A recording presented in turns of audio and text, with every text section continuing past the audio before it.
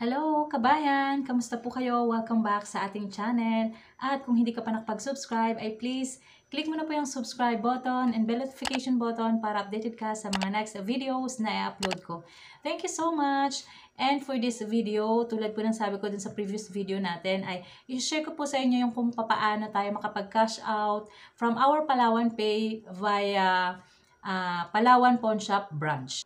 So, meron pong tatlong paraan kung paano tayo makakapag-cash out ng pera from our Palawan Pay account.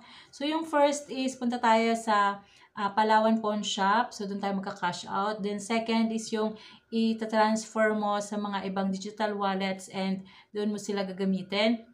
And pangatlo is via Palawan Pay agent. So, in this video ay pag-usapan natin yung pag-cash out na pupunta tayo doon sa Palawan Pawn Shop at doon natin ika-cash out. So, yung tin-transfer ko ngang 4,000 from GCash to Palawan Pay ay ginamit kong pang grocery.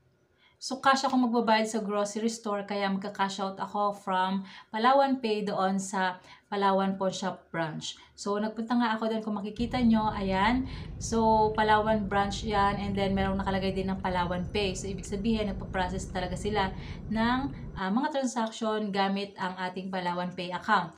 And, nung pagpunta ko nga dyan sa Palawan branch ay nag-approach agad ako sa guard at binigyan ako ng form. So, yung pag-cash in from Palawan branch ay same form po yung ginagamit. So, meron lang po dong i-checkan kung cash in or cash out. So, dahil nga cash out yung ating transaction na gagawin, so cash out yung checkan nyo dyan. So, i-flash ko na lang po sa screen yung form na dapat nating fill upan. So, ayan. So, check natin yung cash out and then lagay natin yung date and then yung registered name. So, yung pangalan natin kung sa'yo nakaregister yung Palawan Pay. So, of course, ikaw yung pupunta doon sa Palawan Pawn Shop branch kasi ikaw yung magka-cash out at sa'yo yung account. So, lagay mo lang dyan yung pangalan mo and then yung merchant kahit wala na and then yung registered mobile number, ayan po yung nakaregister sa Palawan Pay na iyong mobile number. And then, yung purpose, of course, yung lagay natin din na cash out. And then, ayan, lalagay natin yung account number natin sa Palawan Pay. And then, yung amount. And then, doon sa left side, sa baba, yung customer printed name and signature. So, pangalan nyo lang po dyan and then perma. And then, ipipila nyo po yan doon sa mga teller. At para ma-process yung ating cash out, so kailangan ibigay mo yung form na yan and ayun, makikita nila, i-open na nila yung ating account doon, makikita nila kung magkano yung balance. So, ang balance ko nga doon sa aking Palawan Pay that time is 4,145. And, ayun, kung magka-cash out po kayo sa branch, ay kailangan merong extra. For example, 4,000 yung ika-cash out ko. So, meron akong 145 na extra doon kasi meron pong charge. So, depende kung magkano yung amount na ika-cash out natin. And, ayun, pagkabigay ng form doon sa teller, so ipaprocess na niya, so mag-aantay ka ng OTP or yung one-time PIN na isasend doon sa iyong mobile number.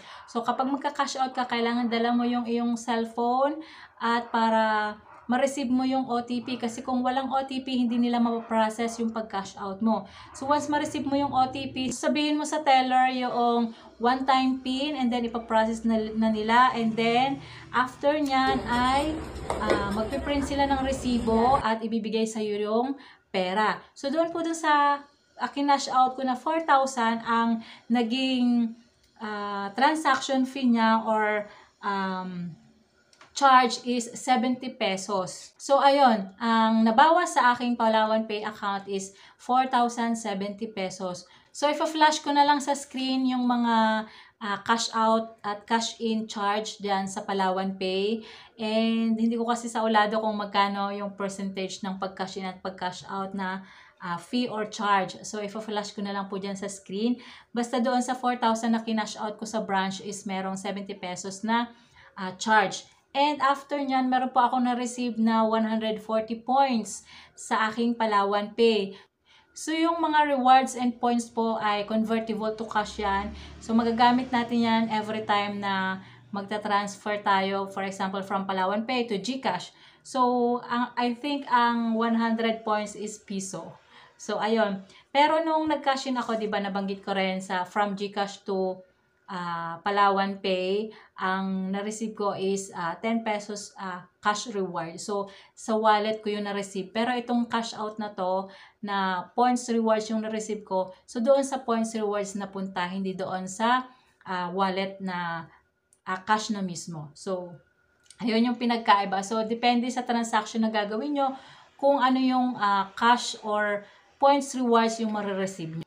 So, ayun, ipa-flash ko na lang dyan din sa screen yung resibo na na-receive ko from Palawan Pay. So, nakalagay lang dito, customer cash out was successful. And then, yung name, yung mobile number, and then yung reference number, and then yung trace ID, and yung amount na kinash out, and then yung charge o transaction fee.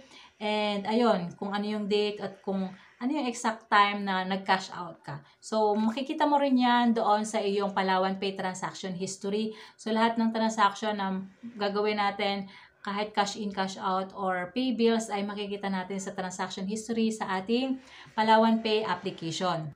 And kapag na-process na po ni teller yung cash out, so meron agad-agad kayong marireceive na text message na ibig sabihin, nakaltas na yung kina-cash out nyo doon sa yung Palawan Pay account. So, ayun. So, bali dalawa yung marireceive mong message sa Palawan Pay. Yun yung OTP and then yung cash out details na ginawa or transaction na ginawa mo nung time na yon.